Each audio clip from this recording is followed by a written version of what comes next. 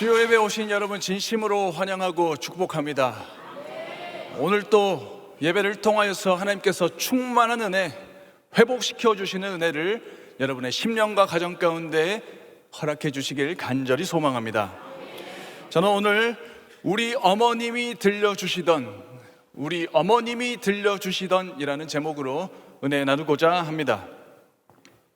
귀하고 귀하다, 우리 어머님이 들려주시던, 재미있게 듣던 말, 이 책 중에 있으니 찬송을 함께 부르고 싶지만 시간 관계상 바로 본론으로 들어가도록 하겠습니다. 남유다의 대표적인 악인이 있습니다. 바로 아하스 왕입니다. 아하스 왕은 우상 숭배에 미친 왕이라고 해도 과언이 아닐 정도로 우상 숭배에 유독 집착을 했던 왕입니다. 왕의 권한으로 하나님의 성전의 문을 닫아버렸습니다. 그리고 심지어 자기 아들을, 왕국의 왕자들을 몰래에게 불태워드리는 인신제사까지 했던 왕이 바로 아하스 왕입니다. 왕이 이렇게 우상 숭배에 빠져 있으니 나라는 엉망진창이 되어가고 있었습니다. 그런데 나라가 망하기 전에 다행스럽게 아하스가 죽고 그 뒤를 이어서 그 아들이 남유다의 왕이 되는데 그 이름이 바로 히스기야입니다. 히스기야. 아버지는 성전의 문을 닫아버리는 우상 숭배자였지만 그 아들 히스기야는 국가적인 차원에서 성전 정화 사업을 벌였습니다. 망가진 성전 기물들을 수리하였습니다. 이스라엘 온 땅 가운데 영적인 대각성 운동을 전개한 왕이 바로 히스기야 왕입니다. 어떻게 아하스 왕 밑에서 이렇게 히스기야 왕 같은 위대한 왕이 나올 수 있었을까요? 이것은 정말 기적 중에 기적이라 할 수 있습니다. 왜냐하면 단순히 그냥 그런 악한 왕 밑에서 이런 왕이 나온 게 기적이 아니고요, 히스기야는 11살 때부터 초등학교 3학년인가요? 초등학교 3학년 때부터 25세까지, 그러니까 약 14년 동안 아하스랑 같이 공동 통치를 했던 왕이에요. 그냥 아하스의 아들이 아니고 14년 동안 아하스랑 먹고 자고 배우면서 항상 함께 있었던 왕이 바로 히스기야입니다. 그렇게 우상 숭배에 끌려다니고 자기 아들들을 우상에게 불태워 주기까지 했던 그 아버지와 함께 14년 동안 하루 종일 있으면서도 어떻게 이렇게 위대한 여호와를 경외하는 신앙을 가질 수 있었을까? 그 힌트가 우리가 읽은 본문 1절에 있습니다. 우리 본문의 1절 말씀을 한 목소리로 읽어보도록 하겠습니다. 히스기야가 왕위에 오를 때에 나이가 25세라 예루살렘에서 29년 동안 다스리니라. 그의 어머니의 이름은 아비야요 스가랴의 딸이더라. 아멘. 본문에는 히스기야의 어머니가 소개됩니다. 이름은 아비야.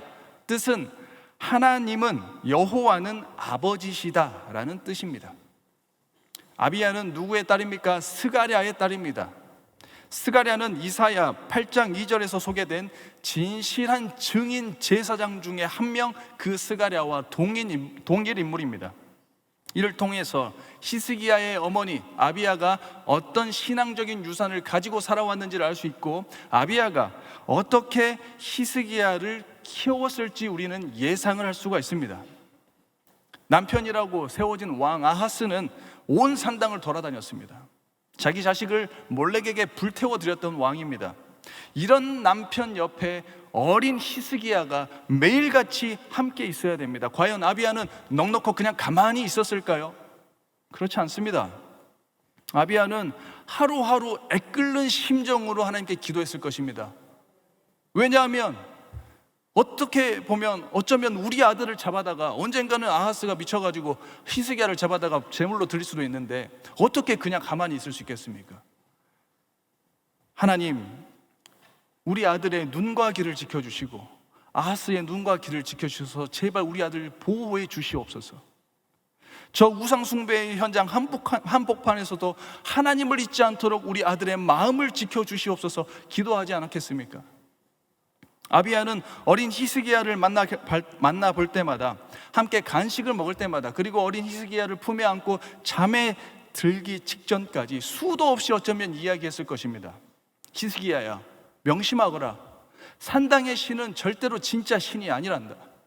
우리가 믿어야 할 신은 산당의 신 몰렉도 아니고 어떤 신도 아니고, 우리가 믿어야 할 신은 진정한 하나님은 살아계신 여호와 하나님이란다. 절대로 잃어버려서는 안 된다. 몇몇 신학자들은 어머니 아비야의 신앙이 어쩌면 그리 좋지 않았을 수도 있다고 보는 분들도 몇몇 분이 계십니다. 성경에 아비야에 대한 별다른 기사가 나오지 않기 때문입니다. 그러나 모든 개인의 신앙의 수준과 사건을 다 기술할 수는 없습니다.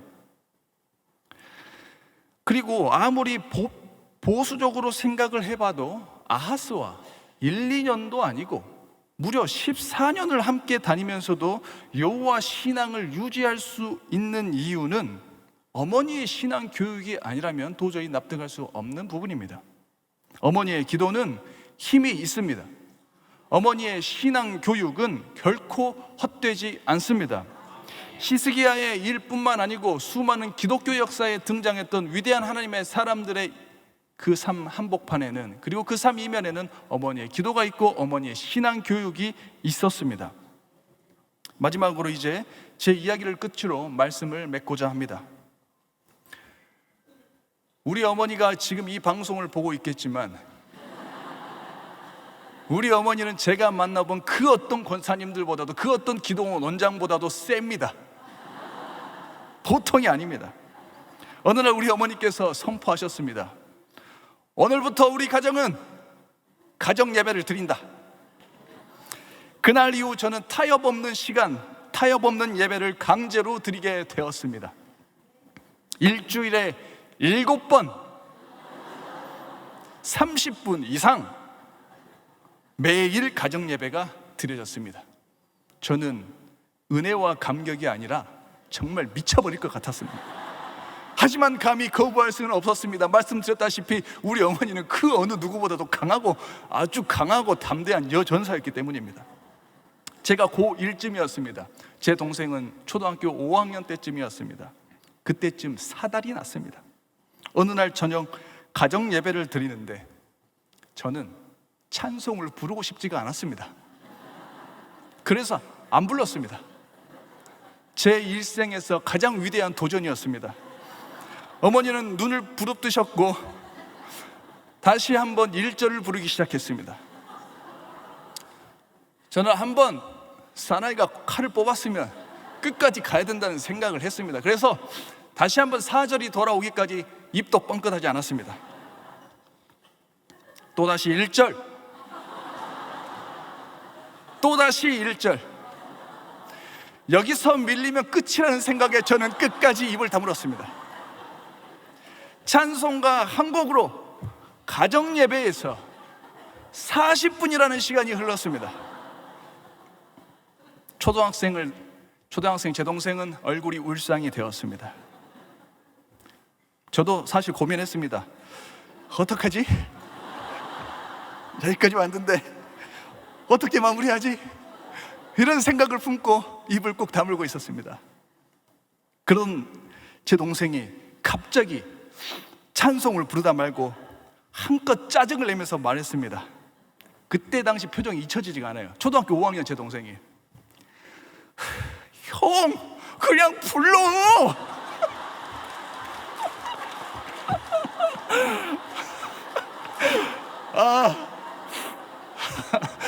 저는 초등학생의 얼굴에 그 짜증과 분노가 가득한 그 얼굴은 지금까지 본 적이 없어요. 그래, 동생이 이렇게까지 하는데 내가 양보해야겠다. 하지만 자존심상 1, 2, 3절은 부를 수가 없었습니다. 그래서 깔끔하게 딱 4절만 한 번 딱 부르고 끝내자. 그래서 1, 2, 3절이 진행되는 동안은 입을 다물고 4절이 들어갔을 때 슬며시 입을 열어서 개미 목소리 마냥 이렇게 귀하고 귀하다 이렇게 찬송을 불렀습니다. 벌써 가정예배는 찬송가 한 곡으로 1시간이 넘어간 시점이었습니다. 그리고 어머니는 아무렇지도 않는 표정으로 성경을 읽으셨고 기도를 하시고 주기도문까지 외운 뒤 가정예배를 끝마쳤습니다. 그러니 원텐텐 가정 예배를 드리는 여러분은 얼마나 복받은 사람인지 하나님 앞에 진실로 감사하며 경배와 찬양 올려드릴 수 있는 저와 여러분 되시길 간절히 소망합니다. 그래서 저는 가정 예배를 드리면서 단 한 번도 좋은 기억이라고는 가진 적이 없어요. 그래서 제가 면접 보았을 때 위임 목사님께서 가정 예배에 대해서 질문하지 않은 거에 대해서 큰 감사를 드리고 있습니다. 단 한 번도 기쁜 적이 없었어요. 그럼에도 불구하고 저는 하나님과 우리 어머니께 감사드려요. 왜냐하면 가정 예배를 통하여서 신학적인 지식이라든지 신앙적인 통찰은 없었지만 저는 평생토록 간직할 영적인 유산과 자산을 얻었기 때문입니다. 위기와 선택의 순간마다 내 어머니는 기도하는 어머니라는 사실이, 우리 어머니는 하나님을 우선순위에 두신 분이라는 그 확신은 그 무엇과도 비교할 수 없는 큰 위로와 담대함의 원천이 되었습니다. 또한 어머니가 그렇게나 몸부림치며 지켜왔던 그 시간은 저에게 너의 삶의 주인이 누구인지를 깨닫게 하였습니다. 그 시간을 통하여서 내 가치관의 중심에는, 내가 세계관을 바라보는 세계관의 중심에는 자연스럽게 기독교 신앙관과 세계관이 자리 잡게 되었습니다. 매일 들려주셨던 어머니의 말씀 기억이 나지 않습니다. 어머니가 우리 형제들을 위하여서 기도해 주셨던 그 기도의 내용은 기억나지 않지만 어머니의 사랑과 진심은 아직까지도 생생하게 제 가슴 속에 살아 있습니다. 사랑하는 성도 여러분, 자녀들이 예배에 집중하지 않아서 속상하십니까? 자녀들이 지루해하고 반응도 없어서 이걸 언제까지 해야 되나, 어떻게 해야 되나 고민되고 많이 마음이 아플 수도 있지만 여러분 절대로 포기하지 마십시오. 아비야가 간절한 마음으로 히스기야에게 들려줬던 모든 시간들은 결코 헛된 시간이 아니었습니다. 14년이 넘도록 아버지 손에 이끌려서 우상 숭배 현장에 끌려다녔지만 히스기야는 위기 앞에서 기도하는 왕으로 성장하였습니다. 히스기야가 기도할 때 18만 5천 명의 적군이 전멸하였습니다. 죽을 위기에서도 히스기야는 15년의 수명이 연장되는 은혜를 누리는 위대한 기도의 사람, 영성의 사람이 되었습니다. 어머니가 들려주시던 찬송에는 힘이 있습니다. 어머니가 들려주시는 말씀은 살아 역사합니다. 아무리 위기와 고난이 많은 이 시대라 할지라도 어머니의 마음이 담긴 기도, 어머니의 입술을 통하여서 고백되어지는 찬송과 말씀이 심겨진다면 우리 자녀들의 인생 가운데 18만 5천 명이 넘는 원수가 다가온다 할지라도, 우리 자녀들을 에워싸한다 할지라도 우리 자녀들은 그 현장 한복판에서 승리할 줄 믿습니다. 그 어떤 악한 문화도, 그 어떤 고난 앞에서도 우리 자녀들은 쉽게 무너지지 않습니다.